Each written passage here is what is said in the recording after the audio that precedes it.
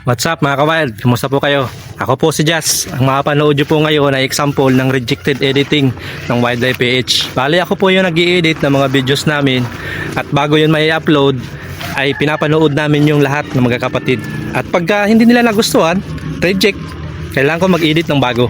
So mapanood nyo po yung rejected editing ng panghuli namin ng bulaso at makikita nyo doon kung bakit hindi nila ito nagustuhan. Ngayong araw, isasama namin kayo sa kakaibang adventure na hindi nyo pa sigurado nakikita sa ibang vlogs.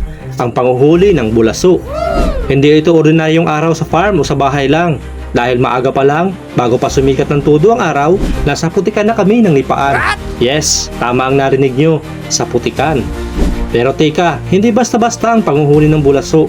Kailangan nakakaibang diskarte at armas. Kaya ang dala namin, simpleng timba na paglalagyan ng huli at ang pinakasikreto naming sangkap, ang katas ng tubli. Alam nyo ba mga kawild na ang tubli ayon sa mga tanda ay nagtataglay ng kakaibang kapangyarihan? Opo, ang katas nito, pag naihalo sa tubig ay nakakalasing. Nakakalasing hindi para sa atin, kundi para sa mga bulaso. Kaya tumanda na po kayo dahil magsisimula na tayo sa paghuhuli ng mud lobster na ito. At tama nga ang hinala namin mga kawild. Hindi pa natagalan, maya-maya lang nagsimula ng magsilabasa ng mga lasing na bulaso sa kanilang butas. Ito pa, ready. Ano pala? Sibli. May bulaso din. Oh, laki. Ahil na. Hugas na. Hugas na ng tubli. Meron din naman palaan. Hanapin sila. Aliw na aliw kami sa eksena dahil sunod-sunod silang naglalabasan sa putikan. Para kami nagkalaro ng whack-a-mole, pero ang target, mga bulaso. Habang kami ay manghang-mangha sa kaibang epekto ng tubli, ang aming kasamahan naman, akalain mo, ang tunay na master ng bulaso hunting. Siya si Kuya Efren, aka Roldan Aquino. Wow. Oo, ang sikat na kontrabida sa mga pelikula.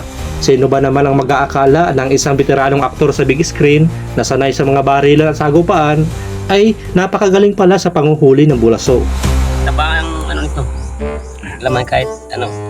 Kahit sipit. Ibig sabihin kuya, pag nahilo siya, lumalabas siya sa butas. Lalabas sa butas yan. Lalim ka nung. Tapos paglabas niya, Ito na.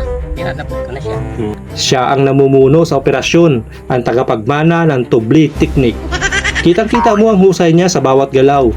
Parang action star pa rin kahit sa putikan. Ang galing niya mga kawild, promise. Oo ka. Huli ka. Ito ka lang pala nagtatago. Lapit na kaya. Wala na. Bulaso, bulaso, sa tubig mong palasyo. Bulaso, bulaso, bulaso, ang hari ng putikan, sipitin ka biglaan, parang nabigadiaan. Bulaso, kakaiba ang anyo, hinahanap na namin, parang laro ng tadhalo. Sa gabi lumalabas, tila ninja sa dilim, wala ingay, wala magbakas sa panaginip. Ngunit pag nahuli ka, isang malaking nitib. Bulaso, ikaw ang bida sa habang salo-salo namin. Saan ka ba nagtatago? Bulaso, bulaso, sa butik mong palasyo. Bulaso, bulaso, bulaso, ang hari ng putikan, sipitin ka biglaan, parang nabigadiaan.